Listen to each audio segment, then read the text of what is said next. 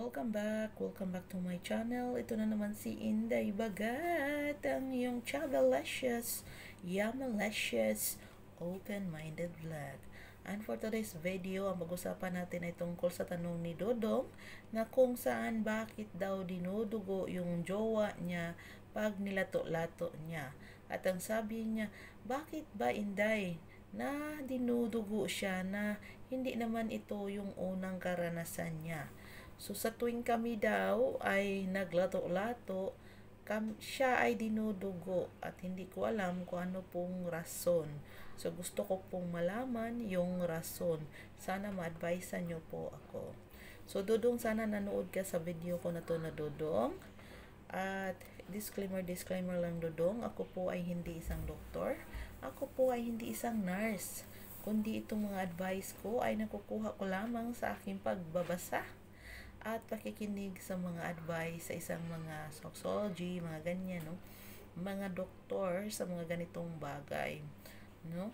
So, andito ako para i-share ang mga konti kong kaalaman tungkol sa mga bagay na ganito.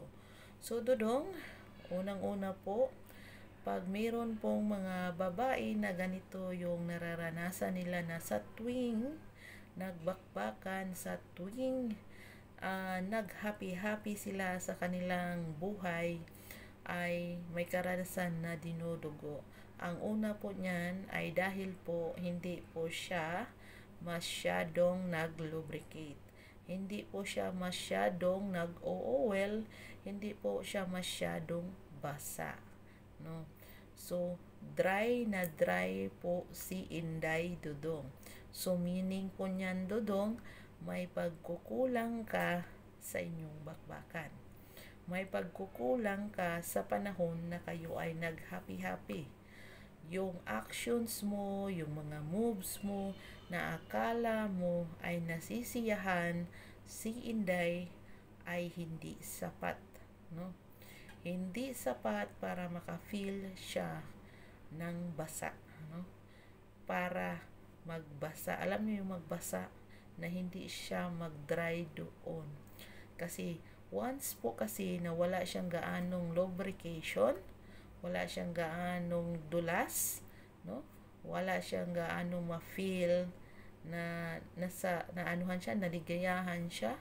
Ang tendency po niyan ay magasgas po doon sa loob, no? So everyday naman talaga magagasgas talaga 'yan. Pero yung sa kanya, napuruhan lang yun kasi nga hindi siya gaanong nag-wet, no? Kaya dumudugo si Inday. So yan po yung unang rason bakit nagdumudugo si Inday. So pangalawa is the size. Yes, size matter mga Dodong.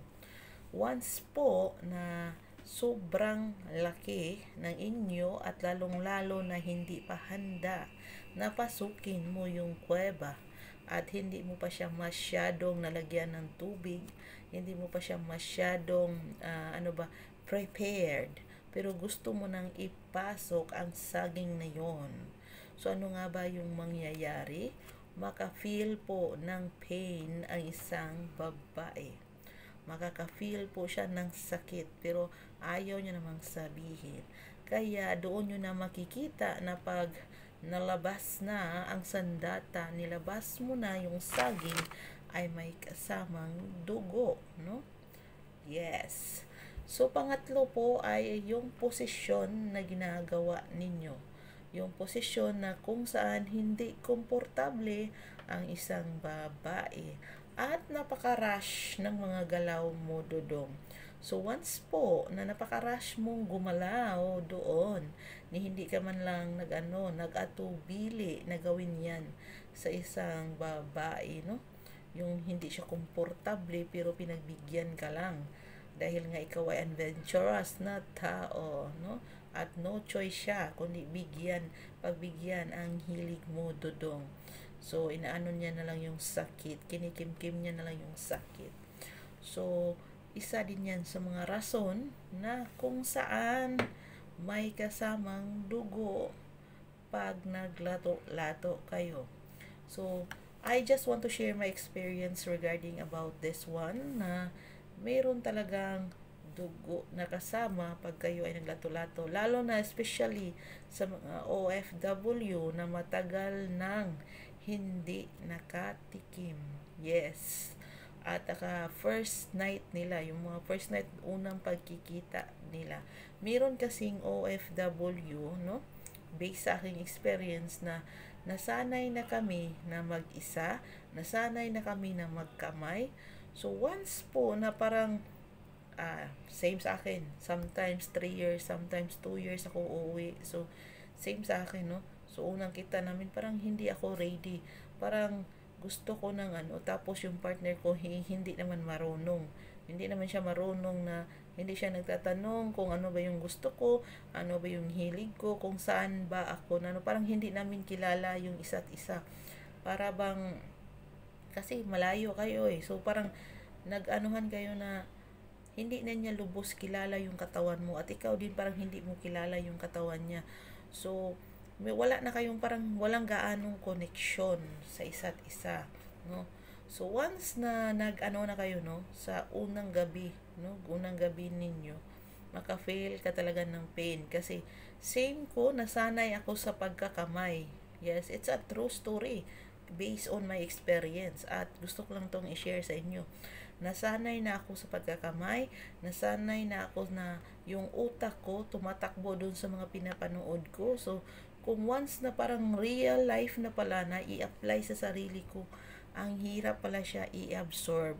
So, mahirap paganahin yung katawan ko. Parang ang hirap pasunurin ng katawan ko.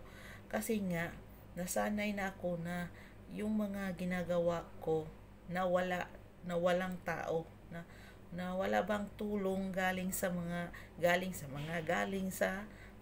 loved ones mo. Yung ganyan. Galing sa asawa mo, galing sa syuta mo, or saan galing nyo. Yung parang nasanay ka na habit mo na ba na sanay na ako na ganito, tapos bigla na lang for how many years bigla kayong mag-ana-ana, maglato-lato, no? So maka-feel ka talaga ng pain. Tsaka kaya unang ko talaga yan is maka-experience po ako ng UTI. Yes, maka-experience ako ng hapdi, maka-experience ako ng sakit, no? Hindi ko ma-experience na totoong ligaya, no? And it's normal, no? Para bang, so example, nung unang dating mo hindi ka makatulog kasi nanibago ka sa surroundings mo na ganito pala, ganyan. So yan po yung mga rason. So correct me if I'm wrong, so baka may mga doktor dyan na nanonood, at least mabigyan naman ng konting kaalaman ng baka lang, pero ito po base po sa aking experience na kung saan mga ganyan, no?